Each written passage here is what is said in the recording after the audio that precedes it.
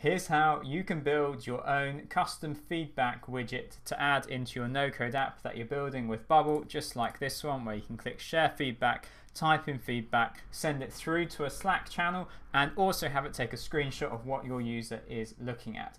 This is part of an app that I've been building over the last few months, and it is our AI learning environment that's coming very soon to our users and our members, and where basically you can ask any question and it's going to query all of our videos. That's 500 plus videos of Bubble questions, mini bite-sized tutorials, all of it just a question away using AI embeddings, Xano, Bubble, OpenAI, and Claude. Okay, but let's dive into this feedback widget and I'll just show you exactly what we've got going on. So I have got a sidebar element. If I just hide it there. So the sidebar element, I'm adding it all into the sidebar because I want to ensure that it's present on every page that the sidebar is present.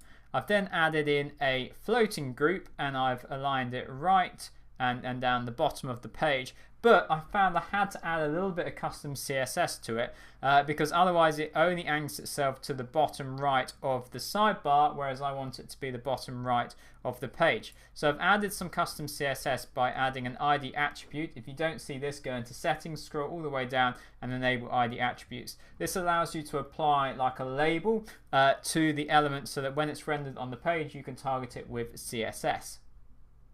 In order to apply the custom CSS across every page in my app, here you go, I'm targeting the ID feedback widget and I've had to add in position, fixed, and then the bottom and the right pixels, and I make it an important statement that just is basically saying override anything else. I generally try and avoid adding custom CSS to a Bubble app because I feel that Bubble offers plenty of flexibility with its own design tools, and as soon as you start adding custom CSS, if you do it a lot, you just end up basically really battling against yourself and battling against some of the styles that your Bubble app already has. So that's how you can add the custom CSS in.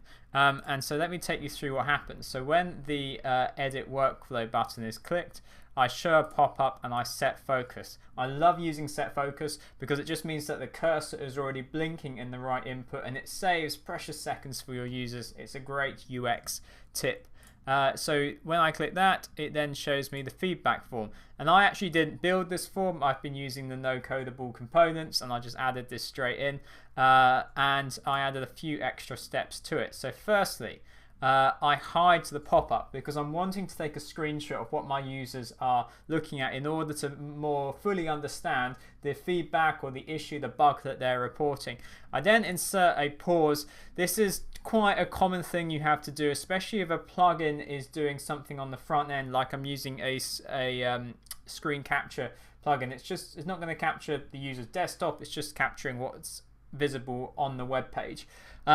You often have to add in a pause because Bubble workflows don't operate in a linear manner and you kind of have to just enforce that one thing follows another. So I've got the generate screenshot action in my workflow. That's because I'm using the advanced screenshot element plugin, and I picked this one because it would allow me to save a full page or what's in viewport. So I found that the most flexible, and as with most plugins you have to add the element to the page. So I've just added the element to the sidebar, and that then means, and this is quite common if you like a PDF generating plugin, kind of something that generates on the front end but isn't using a third-party API, is you have to add the element to the page and then you have to combine like a in and out action. So I say generate screenshot here and then I show a nice notification. This is using the which one is it, Toast notifications, because they look great. And so that then means that once the screenshot is generated, it then triggers this action here, and so I can find that by going into elements, and I can see when a image URL is generated by the screenshot plugin. So that takes me into here. I then show another notification saying sending your report loading, and this just works really well because it shows a loading spinner in the top. And then send it through to a Slack webhook. If you're unsure how to do that, if you just Google it, you can basically get a webhook that allows you to send data into any of the Slack channel if you're choosing, as long as you have admin privileges for that Slack account. And then have another delay. because I want to delete the uploaded file. I don't want just loads of these screenshots to accumulate in my Bubble app storage, and also they're not really secure. If someone had the direct link to the image, they can view the image. Now, there's nothing sensitive like that going on in the app, but I just want to delete it right away, so it's only on that location for a split second, needed for me to send it to Slack, and then I show a success notification. So let's go through all of that from the top, and I'll show you exactly what's going on. So I'm going to say share feedback, and I'll say this app is amazing, and then I'll say send to team. And you see I get the nice loading animation, because this is the process where it is generating the image. Okay, now it's sending the report. Please wait. And the report has been sent. So that's how you can create your own share feedback widget that sends data into Slack. And you can use that with a toast notification plugin and a screenshot plugin to make the user experience and the data that's sent through even more valuable and professional for your users.